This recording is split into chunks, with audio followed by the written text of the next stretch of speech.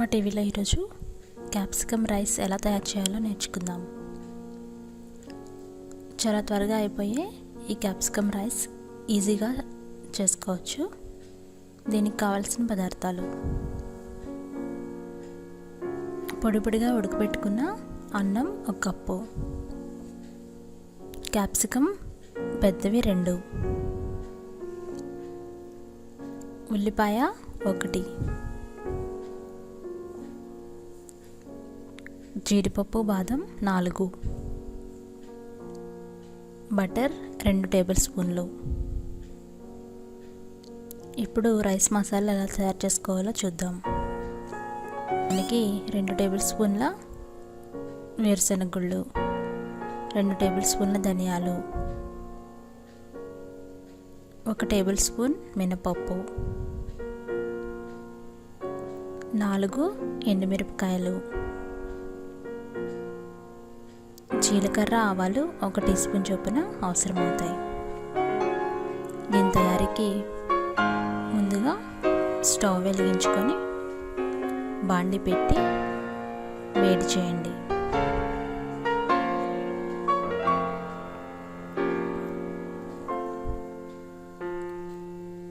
బాండి వేడైన తర్వాత దాంట్లో ముందుగా సిద్ధం చేసుకున్న మసాలా ఇంగ్రీడియంట్స్ వేయాలి. ముందుగా వేరుశెనగ గుళ్ళు వేసి వేయించండి. అవి కాస్త వేగిన తర్వాత మినపప్పు వేసి వేయించండి. వేయించుకునేటప్పుడు సిమ్లో పెట్టుకొని వేయించండి.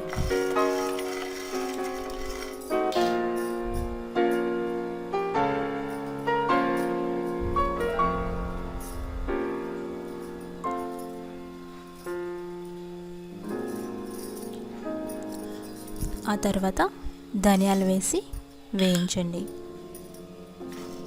ఈ 3 బాగా వేగాలి. 1-2 నిమిషాల పాటు వీటిని సిమ్లో పెట్టి వేయించుకోండి. ఆ తర్వాత 1 టీ స్పూన్ జీలకర్ర, ఆవాలు వేసి వేయించండి. ఈ బాగా వేగిన తర్వాత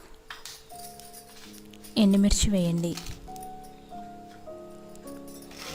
ఎండుమిర్చి కూడా వేసి 2 నిమిషాల పాటు సిమ్లో పెట్టి వేయించుకోండి. మంచి వాసన వస్తూ ఉంటుంది. తర్వాత స్టవ్ ఆఫ్ చేసి చల్లారబెట్టుకోండి. చల్లారిన ఈ మసాలా మిశ్రమాన్ని చిన్న మిక్సీ జార్లో తీసుకోండి. చిన్న మిక్సీ జార్లో వేసి గ్రైండ్ చేసుకోవాలి. బాగా మెత్తగా గ్రైండ్ చేసుకొని మసాలా పొడి రెడీ చేసుకోండి. ఈ మసాలా పొడి వల్ల క్యాప్సికమ్ రైస్ ఎంతో టేస్టీగా ఉంటుంది. దీన్ని రెడీ చేసుకొని ఒక చిన్న బౌల్లో తీసుకొని క్యాప్సికమ్ని చిన్న చిన్న ముక్కలుగా కట్ చేసుకొని పక్కన పెట్టుకోండి. అవి 1 కప్పు తీసుకోండి. ఉల్లిపాయని పొడవు స్లైసెస్గా కట్ చేసుకోండి. అవి 1/4 కప్పు, అంటే 1 ఉల్లిపాయ సరిపోతుంది. ఇప్పుడు పాన్ను వేడి చేయండి.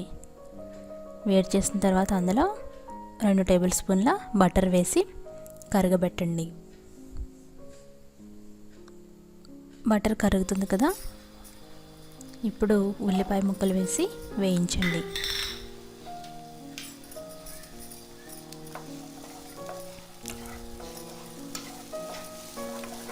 సిమ్లో పెట్టి వేయించుకోండి. బటర్ వేయడం వల్ల మంచి వాసన వస్తుంది.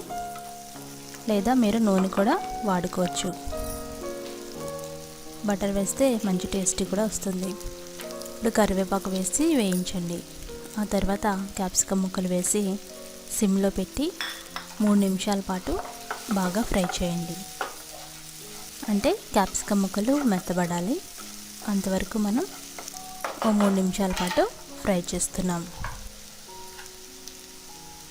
ఇప్పుడు రుచికి సరిపడా ఉప్పు వేయండి. మరలా ఉప్పు వేసి మరలా ఫ్రై చేయండి. ఉల్లిపాయ ముక్కలు, క్యాప్సికమ్ ముక్కలు కొద్దిగా మెత్తబడాలి. అంతవరకు మనం సిమ్లో పెట్టి ఫ్రై చేసుకోండి.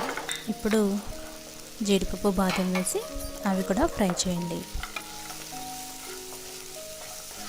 ఈ జీడిపప్పు బాదం గార్నిష్లా కనిపిస్తుంది, అందుకోసం మనం ఇవన్నీ వేసి బాగా ఫ్రై చేసాం. ఈలోగా పొడి పొడిగా అన్నాన్ని ఉడికించి చల్లారబెట్టుకున్నాం కదా, ఇది చల్లారితేనే ఫ్రై చేసేటప్పుడు బాగుంటుంది కాబట్టి అన్నం పొడి పొడిగా ఉడికించుకొని కాసేపు చల్లారబెట్టుకోండి. ఈలోపు క్యాప్సికమ్ ముక్కలు, ఉల్లిపాయ ముక్కలు, కాజు బాదం బాగా వేగినాయి. క్యాప్సికమ్ కాస్త మెత్తబడింది కదా, అలాగే కాజు బాదం రంగు మారిన తర్వాత ముందుగా తయారు చేసుకున్న మసాలా వేయండి. ఈ మసాలా పొడి వేసి బాగా ఫ్రై చేసుకోవాలి. మసాలా పొడి వేసిన తర్వాత సిమ్లో మాత్రమే పెట్టి ఫ్రై చేయాలి.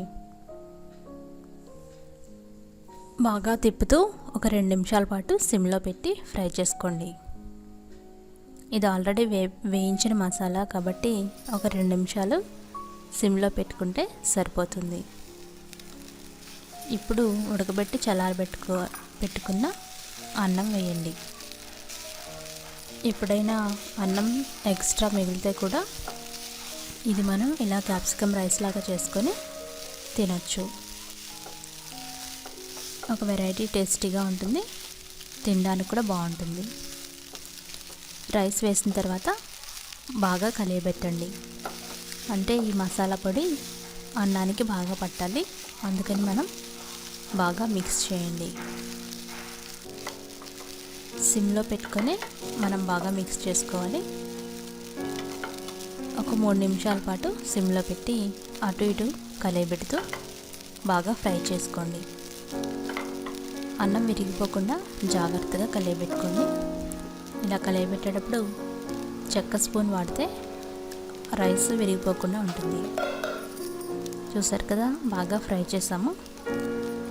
ఇప్పుడు కొత్తిమీరని తుంపి పైన గార్నిష్ చేసుకోండి.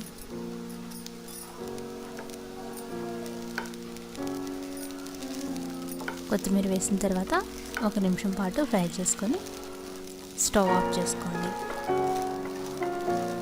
ఇప్పుడు క్యాప్సికమ్ రైస్ రెడీ అయిపోయింది. ఈ క్యాప్సికమ్ రైస్ని చక్కని బౌల్లో తీసుకొని వేయించిన జీడిపప్పు బాదంతో గార్నిష్ చేసుకోండి. అంతే, ఎంతో ఈజీగా చాలా రుచిగా ఉన్న క్యాప్సికమ్ రైస్ రెడీ అయింది. ఎప్పుడైనా అన్నం ఎక్స్ట్రా మిగిలితే ఇలా తయారు చేసుకొని రుచి చూడండి. మరిన్ని రెసిపీస్ కావాలంటే అత్తమ్మ టీవీ సబ్స్క్రైబ్ కాగలరు. ధన్యవాదాలు.